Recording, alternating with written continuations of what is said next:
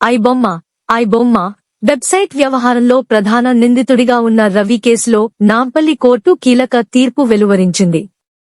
Cyber crime పోలీసులు దాఖలు చేసిన కస్టడీ పిటిషన్పై విచారణ జరిపిన కోర్టు రవిని 3 రోజుల కస్టడీకి అనుమతి మంజూరు చేసింది. పోలీసులు రవిపై దాఖలు చేసిన 4 కేసుల్లో ఒక కేసు కస్టడీ పిటిషన్ను కోర్టు తిరస్కరించింది. అయితే మిగిలిన 3 కేసులకు సంబంధించి కస్టడీ కోరగా నాంపల్లి కోర్టు దానిని ఆమోదించింది. కోర్టు తీర్పు ప్రకారం ఒక్కో కేసుకు ఒక్కో రోజు చొప్పున 3 రోజుల కస్టడీకి అనుమతి లభించింది.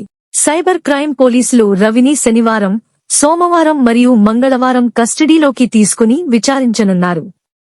పోలీసులు తమ వాదనలను కోర్టు ముందు సమర్పించగా నాంపల్లి కోర్టు ఆ వాదనలను ఏకీభవిస్తూ కస్టడీకి అనుమతి ఇచ్చింది. రవి తరఫు న్యాయవాదులు దాఖలు చేసిన బెయిల్ పిటిషన్పై వాదనలు సోమవారం మరోసారి వినాలని నాంపల్లి కోర్టు నిర్ణయించింది. ఐబొమ్మ రవికి వ్యతిరేకంగా పోలీసులు సమర్పించిన ఆధారాలు, అతనిపై నమోదైన కేసుల తీవ్రత దృష్ట్యా కస్టడీలో మరింత లోతుగా విచారణ జరిపితే మరిన్ని విషయాలు వెలుగులోకి వస్తాయని సైబర్ క్రైమ్ పోలీసులు భావిస్తున్నారు.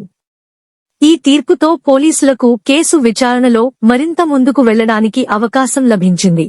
ఈ కేసు విచారణకు సంబంధించిన మరింత సమాచారం త్వరలో తెలిసే అవకాశం ఉంది.